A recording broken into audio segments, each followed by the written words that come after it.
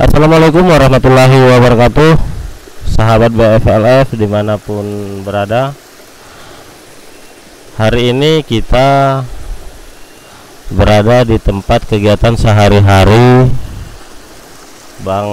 abang anda kita, Rajo Rimba, dimana beliau ini kesehariannya memang di air terjun Kedabuhan, dan kita akan meminta beliau untuk menceritakan pengalaman-pengalaman beliau, kisah hidup beliau, bagaimana supaya beliau cukup berani berada di air terjun Kedabuhan itu,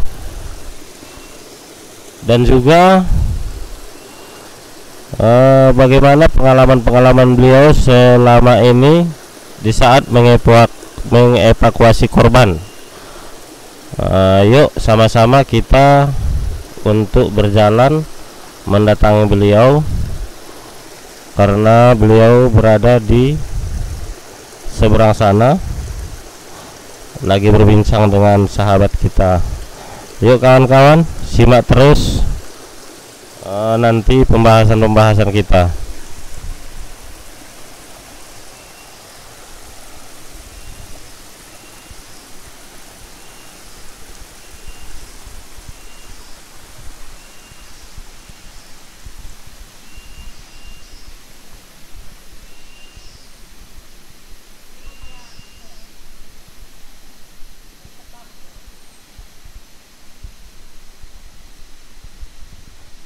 Assalamualaikum.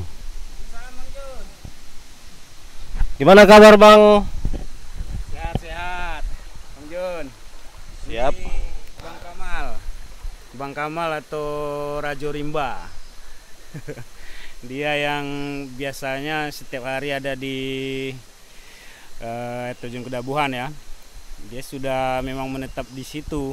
Rumahnya sih di Jontor, tapi aktivitasnya sehari-hari itu ya di air terjun itu. Kalau kita malah sudah menganggap dia sebagai juru kunci di situ karena memang yang paling tahu lokasi kan. Coba kita ngobrol-ngobrol sama Kamal. Kamal dipanggilnya lebih enak Kamal atau Rajo Rimba? Mana pun jadi. Rajo Rimba aja ya, karena di medsosnya Rajo Rimba. Mungkin Kamal bisa ceritakan Mal, gimana kegiatan Kamal sehari-hari di sana, mancing dan lain sebagainya. Sini. Ceritakan aja setiap hari di situ, setiap hari malah. Kadang-kadang nggak juga bisa dibilang setiap hari lah. Setiap hari ya. Kalau biasanya masuk hari Jumat Ya. ya, sampai nginap situ kan 2 hari. Kalau bagus cuaca lah. Kalau bagus cuaca ya bisa masuk hari Senin juga. Kalau kayak gitunya posisi air kan keruh, nggak bisa pasang jaring. Kalau situ bukan cuma jurusan mancing, pasang jaring juga, mancing sekalian mancing. Memang banyak ikan di situ malah. Saya bilang lumayan lah. Itu Kamal di situ kan sudah ada pondok ya, bikin pondok. Itu Iya. kalau malam sendiri ya? Iya. Itu gimana? Kenapa berani kayak gitu? Pernah nggak ngelihat yang aneh-aneh di situ? Sampai nggak kok bisa nggak takut? Apa yang sudah biasa? Gimana bilang? Tergantung keadaan juga itu.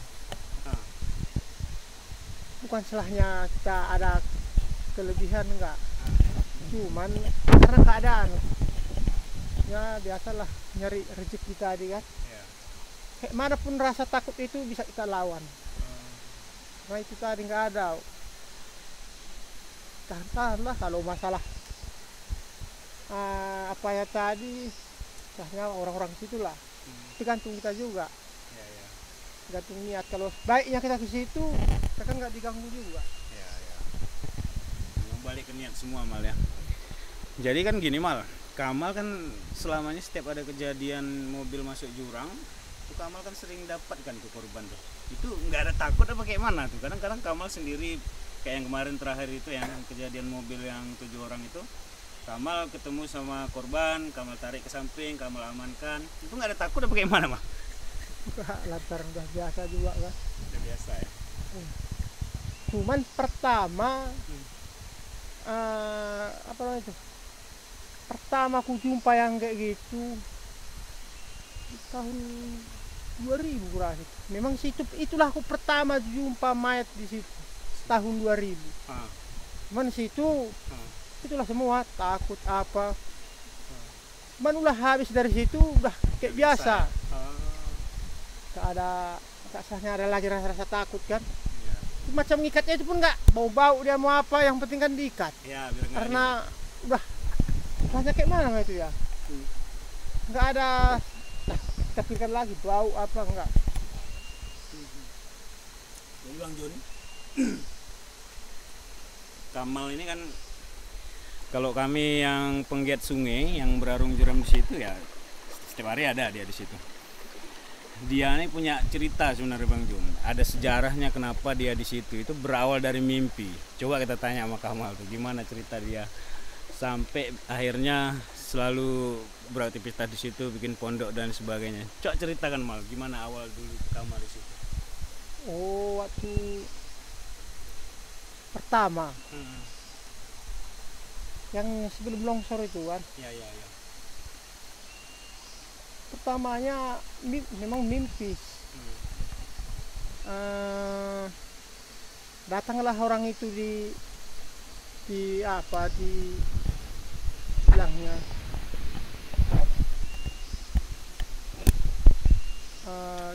jumpa sama orang itu tadi. Saya bilang orangnya itulah rajanya situ. Dia dibilangnya disuruh jagalah sini supaya orang tidak bisa, kayak mana itu ya, supaya situ nggak bisa rame orang-orang buat inilah ya yang enggak, supaya situ nggak rame kali. Terus saya bilang, kayak mana saya bisa menjaga sini sedangkan lahan saya pun nggak ada di sini. Itu pun kalau saya kan panggil sama dia kan apa, kalau bahasa sini empung. Kalau empungnya mau ngasih sedikit lahan di sini, dia saya jaga kan, gue bilang.